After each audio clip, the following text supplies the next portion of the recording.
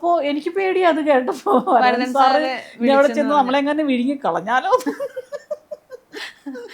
അത്രയും പാവമായി നിൽക്കുന്നത്. ഞാനത് വളരെ സാധുവായിരുന്നു കേട്ടോ. അപ്പൊ ഭരതൻ സാറിന് പിന്നെ ഇല്ല, ഭദ്രൻ സാർ നമ്മളെ ഇല്ല, ഞാൻ കണ്ടിട്ടില്ല, വിളിച്ചിട്ടില്ല, കണ്ടിട്ടില്ല. നമ്മൾ ആ ലൊക്കേഷനിൽ പോയില്ലല്ലോ. എനിക്ക് തീർച്ചയായിട്ടും അതിനകത്ത് വേഷം ഉള്ളതെന്ന് വെച്ചാൽ ചിപ്പിയും പ്രിയങ്കയൊക്കെ ഉള്ള ഒരു ക്യാരക്ടറിൽ ഒരു കൂട്ടുകാരി, വേറെ ഒരു ക്യാരക്ടർ അതിനകത്തില്ല. എനിക്കും കിട്ടിയാണ് മുഴുനീള കഥാപാത്രങ്ങളായാലും ഭരതൻ സാറിന്റെ എല്ലാവരും ശ്രദ്ധിച്ചൊരു പടമല്ലേ. പിന്നെ എന്താ പാട്ടുകളൊക്കെ എന്ത് രസമാണ്. അതെ, അങ്ങനെ മിസ്. പിന്നെ സിബിസാറിന്റെ പടത്തിൽ അഭിനയിച്ചിട്ടില്ല. അതൊക്കെ ഇങ്ങനെ സിബിസാറിന്. ഏത് സംവിധായകരുടെ കൂടെ അഭിനയിക്കണം എന്ന് ആഗ്രഹിച്ചില്ല? ഏതെങ്കിലും ഒരു സംവിധായകർ ഇഷ്ടമുള്ള ഫേവറേറ്റ് ആയിട്ടുള്ള ആൾക്കാരുണ്ടാവുമല്ലോ? എനിക്ക് പണ്ട് കാലങ്ങളിൽ എനിക്ക് ഏറ്റവും ഇഷ്ടപ്പെട്ടത് സത്യൻ അന്തിക്കാടിനെയായിരുന്നു. സത്യൻ സാറിനോട് ഞാൻ പറഞ്ഞിട്ടുണ്ട്. സത്യൻ സാറിന്റെ 2 പടം ഞാൻ ചെയ്തിട്ടുണ്ട്. ഒന്ന് പിൻഗാമി.